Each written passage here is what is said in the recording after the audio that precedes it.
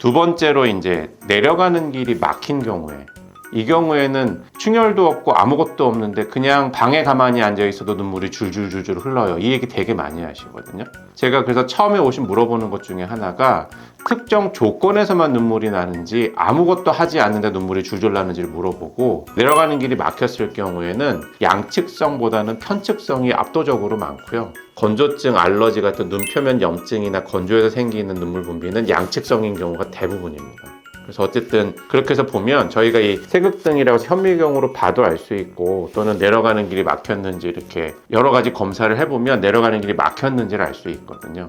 내려가는 길이라는 게 뭐냐면, 여기 그림을 보시면 사람이 눈꺼풀 이렇게 뒤집어 보면 이 안쪽에 조그만 구멍이 하나 뚫려 있잖아요. 그걸 눈물점이라고 하고, 해부학적으로 거기에서 가느다란 눈물 소관이라는 걸로 연결돼서 위아래 한 쌍이 있습니다. 여기에 눈물 주머니가 만들어지고 코 옆을 따라서 쭉 코눈물관이 내려와 갖고 코 속에 있는 그 비갑계라고 해서, 이게 비갑계를 형성한 건데 그 안으로 오프닝이 뚫려 있거든요. 근데 이 어디에선가가 막히면은 하수구 막힌 것처럼 눈물이 안 내려가는 거죠. 그럼 이제 겉으로 눈물이 줄줄 흐르기 시작하는 거고, 젊은 층에서보다는 나이가 드신 분들일수록 점점 많아지는 겁니다.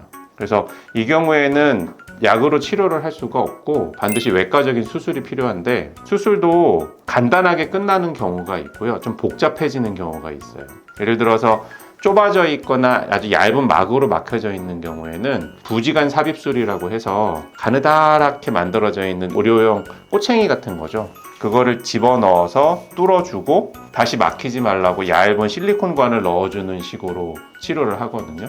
근데 이게 그렇게 할 수 없을 정도로 너무 오래돼서 완전히 막혀서 길 자체가 무너져서 없어졌다. 마치 동굴 입구가 돌더미 쌓여 있으면 돌더미만 치우면 되는데 동굴 자체가 무너져 내렸으면 동굴을 새로 만들어야 되잖아요. 그 경우에는 이제 여기에 있는 뼈를 부수고 새로 눈물길을 만들어주는 눈왕 비강 문합술이라고 해서 여기를 뚫어가지고요, 코 속으로 구멍을 만들어서 눈물길을 만들어주는 수술을 합니다.